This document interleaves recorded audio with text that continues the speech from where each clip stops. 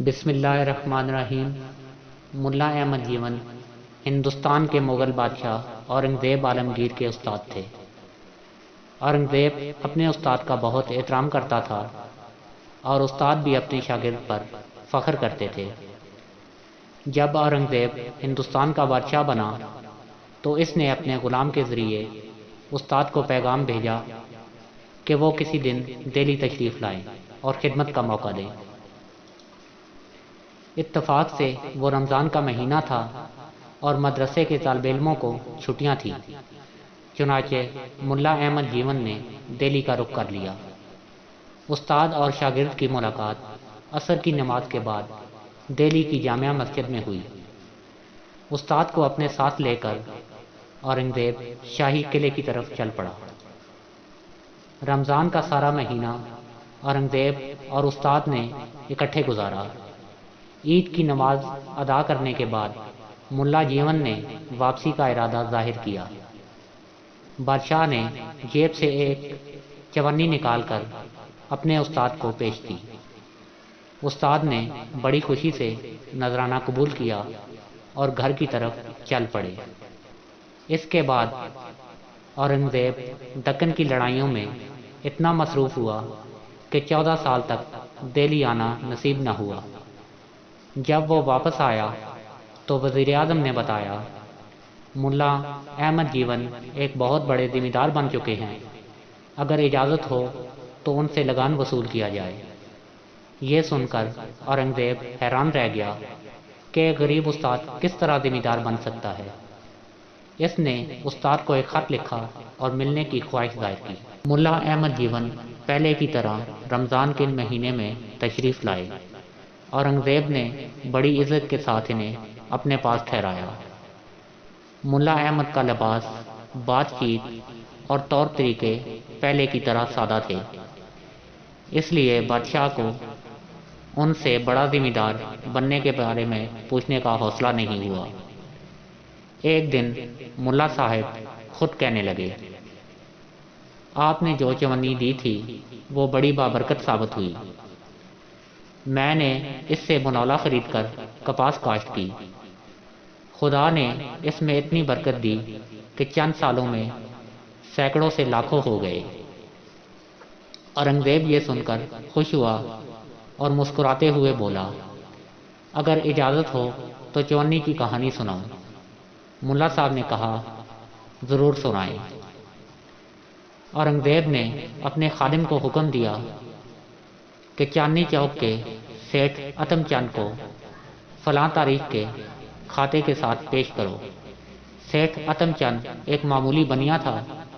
اسے اورنگزیب کے سامنے پیش کیا گیا تو وہ ڈر کے مارے کانپ رہا تھا۔ اورنگزیب نے نرمی سے کہا، آگے آ جاؤ اور بغیر کسی گھبراہٹ کے کھاتا کھول کے خرچ کی تفصیل بیان کرو۔ سیٹھ اتم چند نے اپنا کھاتا کھولا اور تاریخ اور خرچ کی تفصیل سنانے لگا۔ ملا احمد جیون اور اورنگزیب خاموشی سے سنتے رہے۔ ایک جگہ آ کے سیٹھ اتم چند رک گیا۔ یہاں خرچ کے طور پر ایک چونی درج تھی، لیکن اس کے سامنے لینے والے کا نام نہیں تھا۔ اورنگزیب نے نرمی سے پوچھا، ہاں بتاؤ یہ چونی کہاں گئی؟ اتم چند نے کھاتا بند کیا اور کہنے لگا، اگر اجازت ہو تو درد بھرا داستان عرض کروں۔ بادشاہ نے کہا، اجازت ہے۔ اتم چند نے کہا، اے بادشاہ وقت، ایک رات موسلا دھار بارش ہو رہی تھی، میرا مکان ٹپکنے لگا۔ مکان نیا نیا بنا تھا اور تمام کھاتے اور تفصیل اسی مکان میں تھی۔ میں نے بڑی کوشش کی لیکن چھت ٹپکتی رہی۔ میں نے باہر جھانکا تو ایک آدمی لالٹین کے نیچے کھڑا نظر آیا۔ میں نے مزدور خیال کرتے ہوئے پوچھا، اے بھائی مزدوری کرو گے؟ وہ بولا، کیوں نہیں۔ وہ آدمی کام پر لگ گیا۔ اس نے تقریباً 3-4 گھنٹے کام کیا۔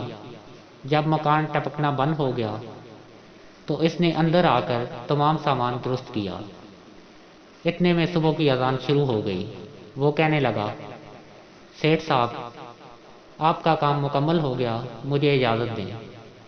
میں نے اسے مزدوری دینے کی غرض سے جیب میں ہاتھ ڈالا تو ایک چونی نکلی۔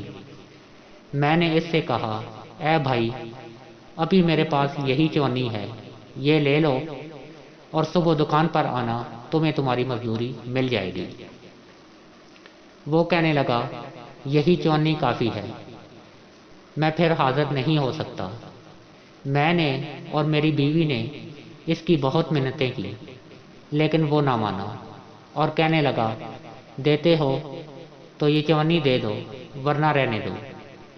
میں نے مجبور ہو کر چونی دے دی اور وہ لے کر چلا گیا، اور اس کے بعد سے آج تک وہ نہ مل سکا۔ آج اس بات کو 15 برس بیت گئے ہیں۔ میرے دل نے مجھے بہت ملامت کی کہ اسے روپیہ نہ صحیح 98 دے دیتا۔ اس کے بعد حتم چند نے بادشاہ سے اجازت چاہی اور چلا گیا۔ بادشاہ نے ملا صاحب سے کہا، یہ وہی چونی ہے، کیونکہ میں اس رات بھیس بدل کر گیا تھا تاکہ رعایا کا حال معلوم کر سکوں، سو وہاں میں نے مزدور کے طور پر کام کیا۔ ملا صاحب خوش ہو کر کہنے لگے، مجھے پہلے ہی معلوم تھا کہ یہ چونی میرے ہونہار شاگرد نے اپنی محنت سے کمائی ہوگی۔ اورنگزیب نے کہا، ہاں واقعی میں خوش ہوں کہ میری وجہ سے کسی ضرورت مند کی ضرورت پوری ہوئی۔ یہ سب آپ کی دعا کا نتیجہ ہے۔